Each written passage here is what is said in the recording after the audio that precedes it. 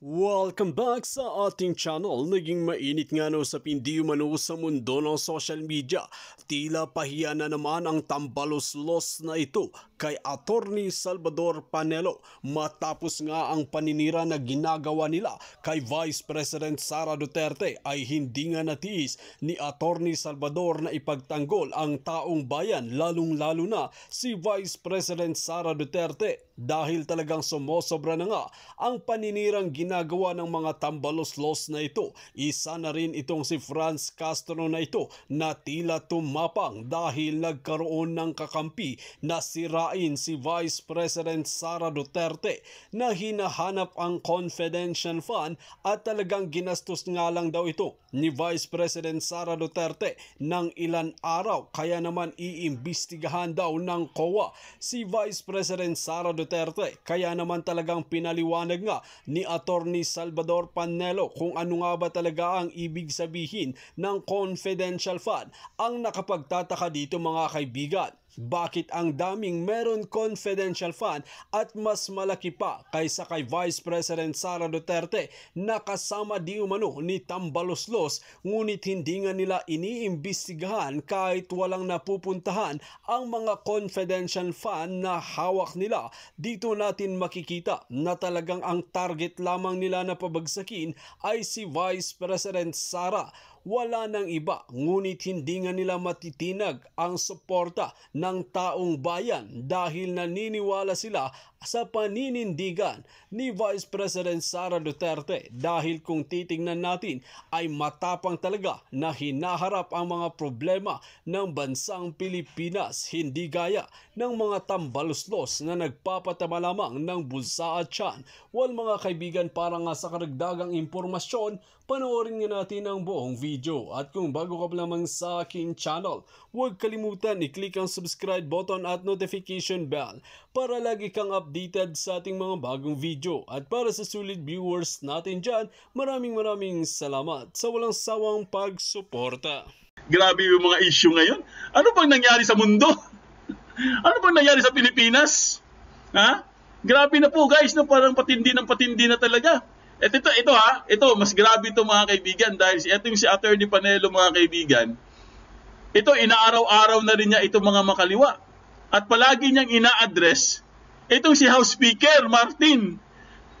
Dahil sa palagay ko mga kaibigan, siya po ang nagpasimuno dito guys, itong si Tambalos.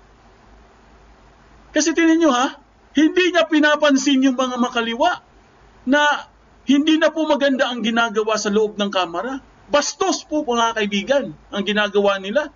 Hindi po maganda yun guys. Dahil pangalawang pinakamataas na posisyon sa Pilipinas, no? Ang Vice President. Di ba? Yun ang pangalawang pinakamataas na posisyon. Tapos ginaganyan nyo lang. Hindi nyo ginagalang, wala kayong respeto, na dapat at least man lang galangin nyo, dahil itong Vice President natin, kagalang-galang. Dahil po mga kaibigan, nagtatrabaho siya. Siya po ay isang masipag na Vice President. Hindi naman siya pabaya eh. Di ba? Kaya nga sabi ni Atty. Panelo, ano ngayon kung ginastos yung confidential funds? Ginamit naman yan para dun sa kanyang mga programa. Meron siya mga projects eh. Di ba? Para din naman sa mga tao yan, hindi naman yan ginastos para sa sarili niya. Para bumili siya ng mga gusto niya. Bumili siya ng kotse niya, bumili siya ng bahay niya, nagpatayo siya ng mansyon. Wala namang ganon. Dahil po si VP Sara mga kaibigan, si Attorney Panelo na po nagsabi, napakasimpleng tao lang po yan. Parang si Pangulong Digong, simpleng tao lang din. Di ba? Pero wala naman kayong ginagawa kundi sinisiraan siya eh. Inaaraw-araw nyo na siya. At ito, matindi na po talaga ang banat sa kanya mga kaibigan. Nag-level up na po sila. Ibang klase na po guys. Hindi na po katanggap-tanggap ito guys. Pero syempre, ang ating mahal na Vice President, compose pa rin.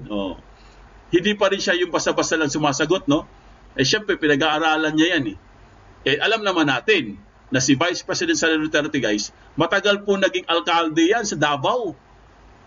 Matagal po yung naging namuno doon as mayor, tsaka yung mayorship niya doon, napakaganda ng record niya. Wala po siyang bad record mga kaibigan.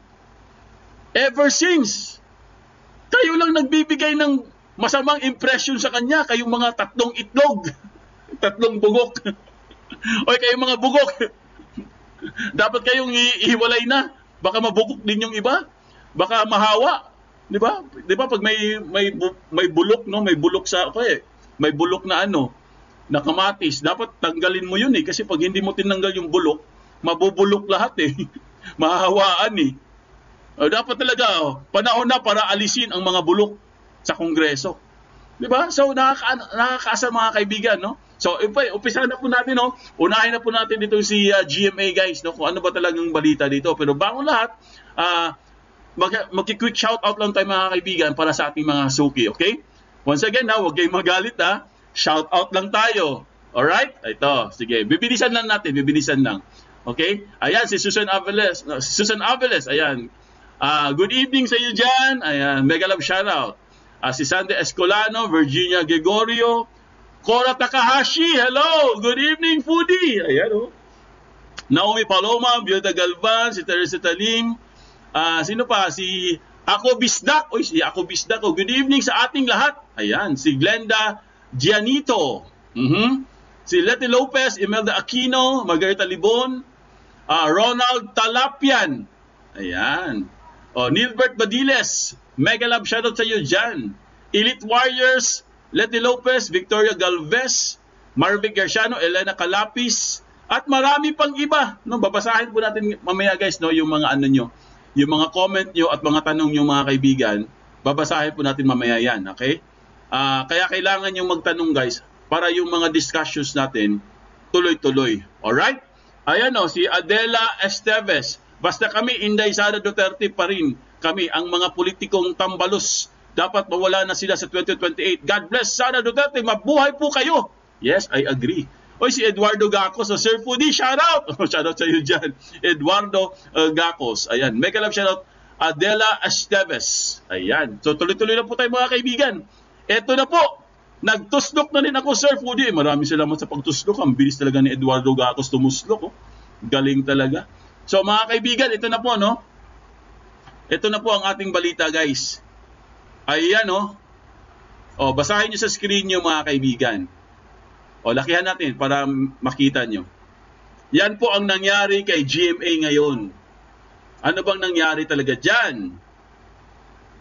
Graph malversation, Raps filed versus GMA over Malampaya Fund. So, natatandaan nyo mga kaibigan nung nagkaroon po ng may na-paranoid po sa Kongreso. Natatandaan nyo yun? Sinong magaling ang memory? A few months ago, nagkaroon po ng paranoid dyan. May na-paranoid dyan sa Kongreso. Dahil akala niya, pinagplanuhan siya para ligwakin sa pwesto. Di ba? Kilala niyo na kung sino yun, di ba? Sino yan? Siyempre, si Tambalos. Kaya nga, nauso yung pangalan na Tambalos Doon galing yan Yung siya na paranoid na House Speaker. Ngayon mga kaibigan, di ba, nagkaroon ng yun? Naalaala niyo yun? Tapos, itong si VP Sara, Romesbak, no? Nasabi niya, Tambalos. Di ba? Si VP Sara ng Tambalos na yan Ngayon mga kaibigan, sa palagay ko lang connected po to guys sa nangyayari ngayon kay VP Sara. Ito pong ginawa nila kay GMA. Kasi kung naalaala nyo rin guys, a few weeks ago, may kumakalat din na litrato na itong si VP Sara at saka si GMA magkasabay sa loob ng eroplano. Naalala nyo yon? Kasi itong si GMA at saka si VP Sara, alam ko guys, talagang close to Close silang dalawa mga kaibigan. Ngayon, siguro itong si Tambalos, alam naman natin. At alam ng lahat yan, no? Kahit kasi Attorney Palero, sinasabi niya yun. Alam natin na tatakbo ito Itong si Tambalos, tatakbo to mga kaibigan. Oo, si Tambalos, paranoid. Alam natin tatakbo to At alam natin mga kaibigan na itong si GMA ay powerful din to. Na hahawak po, pag ano yung dalawang yan, si VP Sara at si GMA, malakas talaga yan. Malakas talaga ang kapit niyan, di ba? Kasi marami ding supporter si GMA doon sa baluarte niya eh. Ngayon mga kaibigan, sa tingin ko lang ito po'y reaction ko lang mga kaibigan sa mga pangyayari ngayon. Dahil bigla pong nagkaroon ng kaso si GMA. Bigla po siyang kinasuhan mga kaibigan, or bigla may bagong kaso na ipapataw sa kanya. Ayan na malversation graph malversation. O magkano? Alamin natin magkano. Okay, ito daw ang sinasabi nila, di umano umaabot to ng ilan? Ilang ano ba to? Ayan 172.280 pesos. 80 billion pesos mga kaibigan.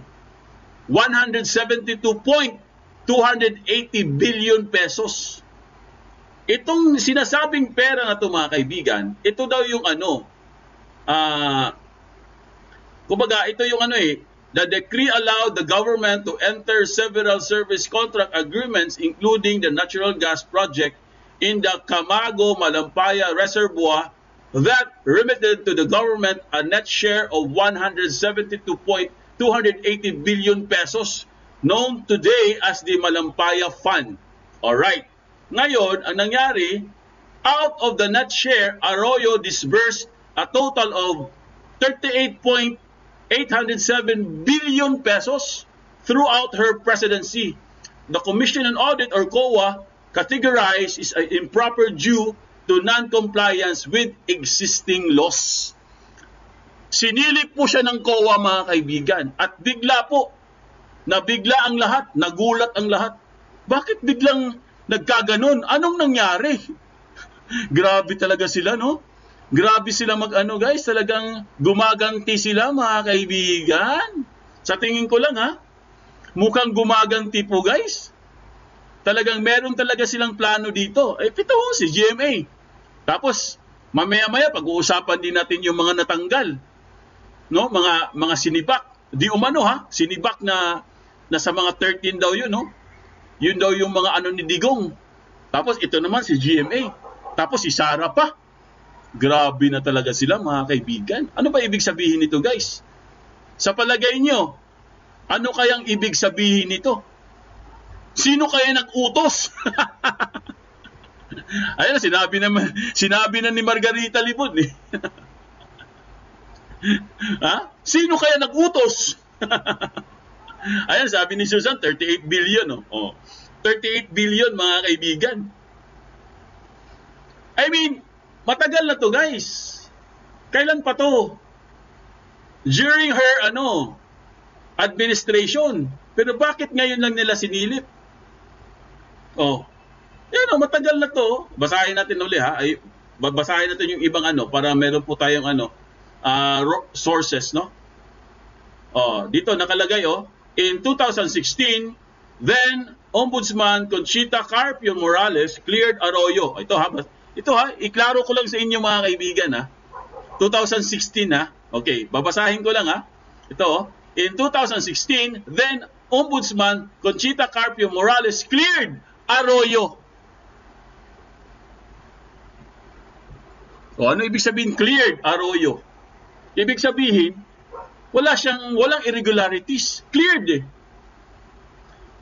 And 3 others from plunder charges in connection with 900 million Malampaya Fund scam. Cleared sila mga kaibigan. Ibig sabihin, na-absuelto sila in 2016. Ayon po yan sa ombudsman na si Conchita Carpio Morales. Ayan nakalagay Galing po ito sa Philippine Star Global. Basahin niyo po mga kaibigan. Anong nangyari? Anong nangyari, COA? Bakit nagkaganito? Bigla-bigla na lang may lumalabas na ganyan. Klarong-klaro na yun mga kaibigan. I mean, sa totoo lang guys, hindi naman ako supporter ni GMA, no? Sa totoo lang, hindi naman ako supporter ni GMA. Pero guys, mga kaibigan, isipin niyo mabuti, isipin niyo lang, no? Kumbaga, i-imagine niyo lang, guys. May kumakalat na litrato nung mga a few weeks ago, no? Mga nakaraan na magkasama po si Sara sa si GMA. sa isang sakay sila sa eroplano. 'Di ba? Syempre may yan alam natin na meron talagang close yung dalawa eh. Hindi natin maalis diyan eh. Kasi nga yung nangyari po kay Tambalos mga kaibigan, yung na paranoid siya, kinabahan siya noon eh. Kaya nga ang ginawa niya kay Arroyo, 'di ba? Demoted ka agad. 'Di ba? Demoted ka agad 'yun eh. Yung nangyari, 'di ba? Naalala niyo 'yun? Biglang na-demote si Arroyo. So meron talagang dito guys eh. Alam na natin. At meron po ditong gaham sa kapangyarihan guys. Kapituko. So yung mga ugali na mga ganyan guys, alam na natin yan eh. Memorize na natin yan. Yung mga kapituko na mga ugali. Sir Fudi, no enough evidence kaya yes, Eduardo Gacos kaya na-cleared. Naghihinala na naman si Tambalos sa kasidjahas. Nakakagulat lang kasi. Bigla-bigla kasing dumadating yung mga yung mga ganyan. Biglang may malversation na kaagad si Arroyo. Ano nangyari? At ito pa. Sige, tuloy na natin to. Iwanan na natin yan. Iwanan na natin si Arroyo. Total, meron. Basahin nyo na lang sa broadsheet. Ito po. Ayan o. Asan na ba yun? Ayan o. Ayan na. Sinasabi ko sa inyo mga kaibigan. Tingnan nyo sa screen nyo. Ito na yun. Karugtong yan dito sa mga sinasabi natin. Itong sa balita ngayon sa Philstar. Ito naman, galing po ito, kung hindi po ako nagkakamali, sa Abante at ito galing guys itong balita na to eh. Ayan o. Malacanang winalis mga bata ni Digong. Yan ang sinasabi natin. Inuunti-unti na po sila guys. Inuunti-unti na po sila. Winawalis-walis na. Ha? Bakit winawalis-walis? Mga janitor ba kayo dyan sa Malacanang? Bakit kayo nagwalis-walis? Ha? Di ba? Ang sa akin lang mga kaibigan, alam naman natin na may plano, di ba? Ano na yan eh.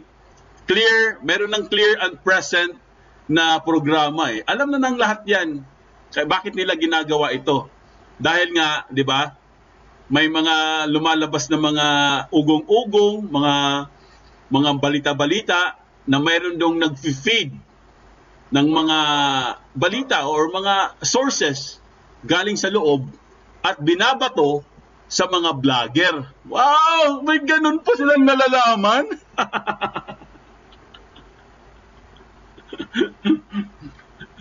Ayun ang balita. Ayun ang balita. Meron daw silang nababalitaan na meron daw dyan sa Malacanang na naglalabas po ng mga information, no? Yung mga galing sa loob. Tapos binabato daw sa mga vlogger. Ewan ko lang ha. Ayaw ko namang magbanggit. Basta yun ang sabi. Pero mga kaibigan, sa totoo lang, ito ha, bakit kayo matatakot sa sarili nyong multo? Natatakot sila sa sarili nilang multo mga kaibigan.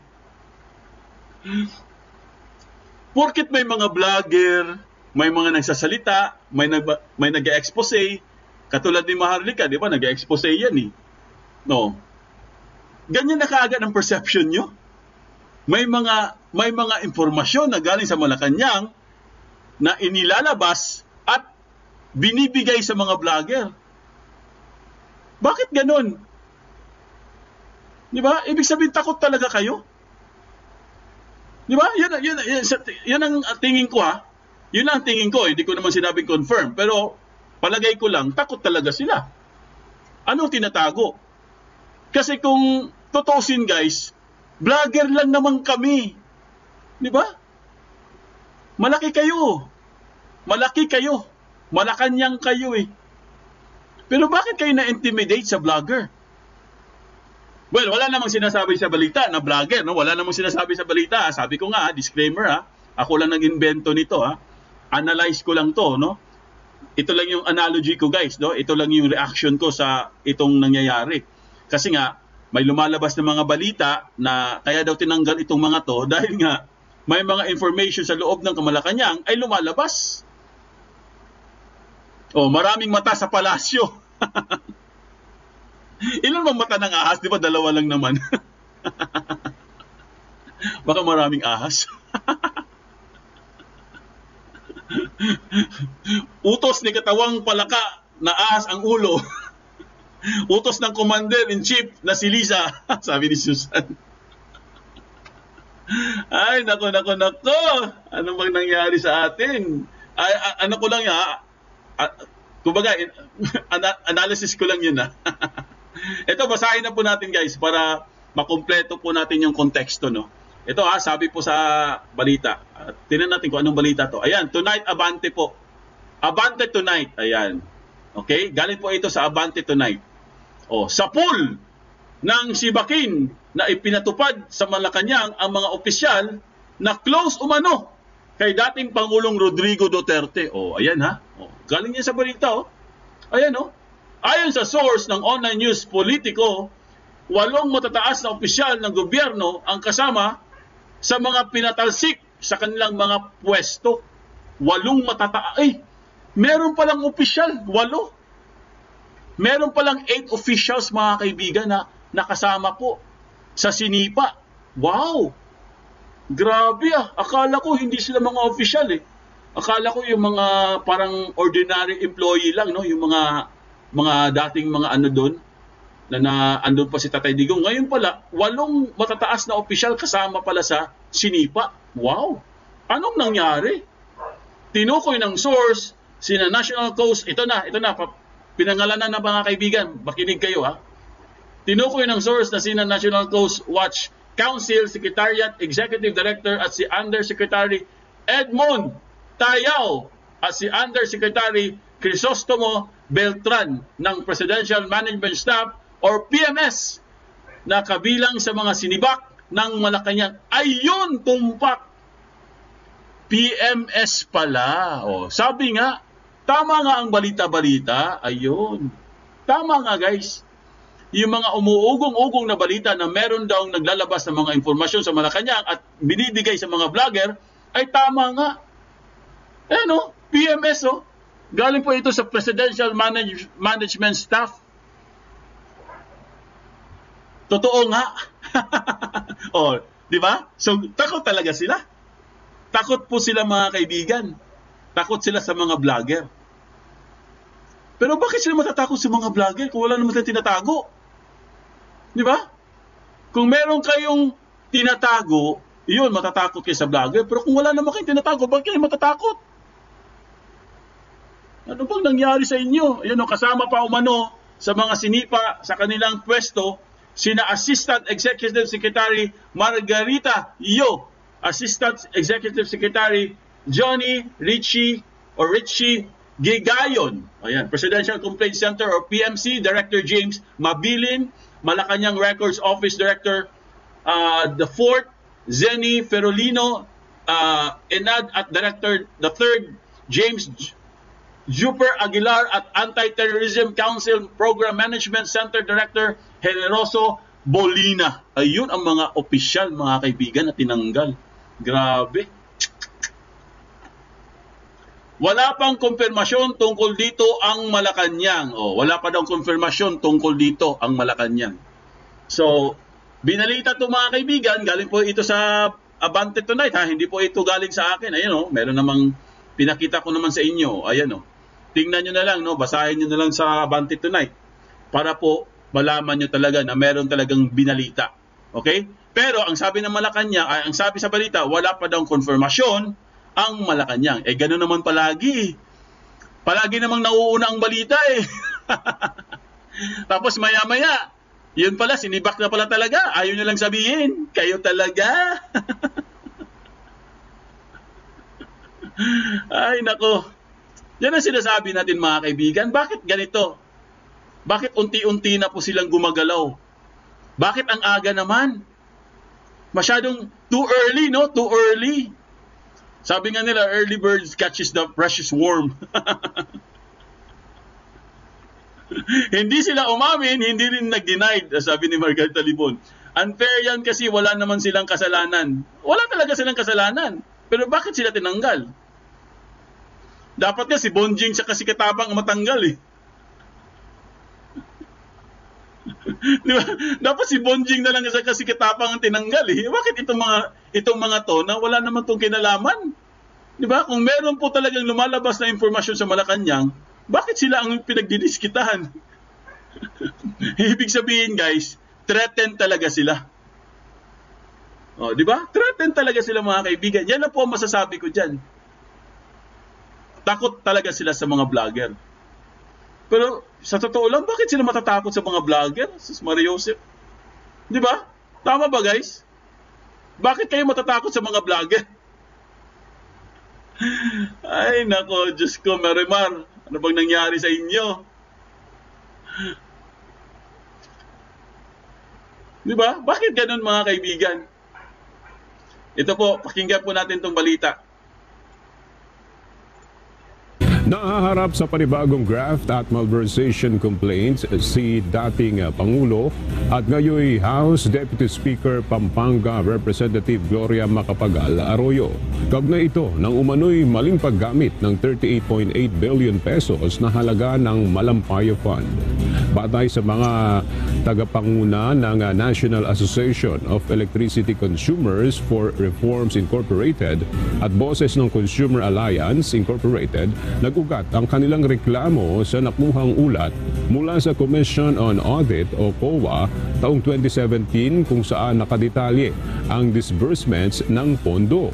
Inaakusahan ng Electricity Consumer Advocates si Arroyo ng pag-abuso sa presidential discretion kung saan ginamit umano ang nasa 38.8 billion pesos na pondo sa mga proyektong walang kaugnayan sa Presidential Decree number 910.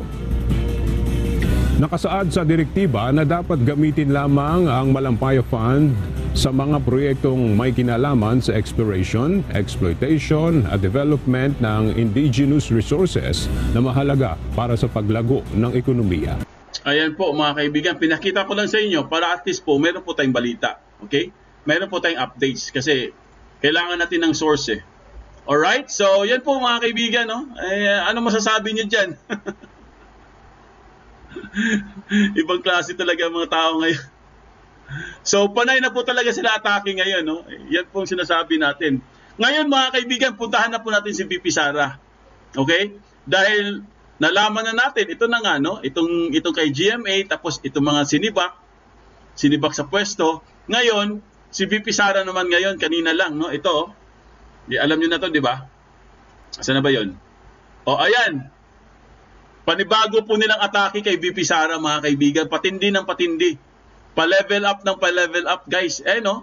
COA urged to investigate Davao City's 2.697 billion pesos confidential funds.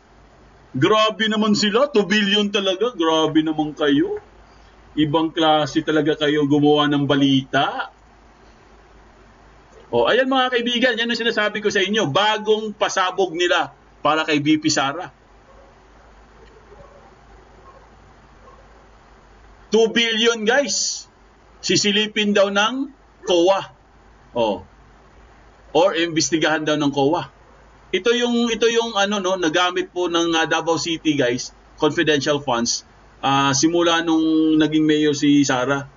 So umabot po siya ng 2.697 billion pesos. O sige, imbestigahan nyo para mas maganda. Kung talagang may nakita kayong di kasuhan nyo. Kung meron kayong sapat na ebidensya. Di ba? O, nakalagay dito, House Deputy Minority Leader. Ito na naman siya, pakinggan nyo ha. Ito na naman siya mga kaibigan, House Deputy Minority Leader and ACT Teachers Party List Representative Franz Castro has called on Commission on Audit or COA to thoroughly investigate the spending of 2 billion 967 pesos 2 billion 2.6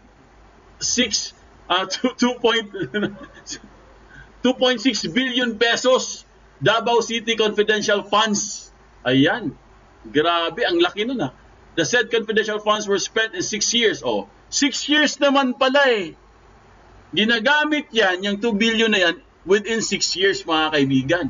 So ano masama dun? ginamit naman pala sa tama eh. Oh. Vice President Sara Duterte's mayor term in city, a press release from ACT Teachers Party is said on Saturday. Ayan. Grabe, no? Ibang klase, guys. Kung ano na lang makita nila. Kung ano na lang makita nila para masiraan lang po si VP Sara, mga kaibigan. Pero nakakapagtaka talaga. Bakit siya lang, no? Ang dami namang mayroong confidential funds. Siya lang ba ang mayor sa Pilipinas? O yung tito ko, mayor yung tito ko eh. O, may confidential funds din yun. Silipin nyo rin yung tito ko. baka puntahan ako ng tito ko dito at sipain ako. Di ba, real talk lang tayo mga kaibigan, no? Hindi lang naman si VP Sara ang may confidential funds eh. Di ba? Marami pong may confidential funds. Bakit si VP Sara lang bukod tanging sinisilip nyo? Di ba? Bakit ganun? Kasi kung talagang merong irregularities yan mga kaibigan, kung 2016 pa yan or bago mag 2016, siya mayor si VP Sara eh. Oh.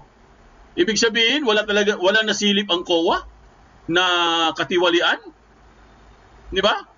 Imposible. Ako sa haba ng panahon wala man lang nasilip ang COA na may katiwalian na nangyari diyan or may ibinusa diyan. Kasi kung 6 years yan, medyo mahaba-haba ang panahon na 'yon.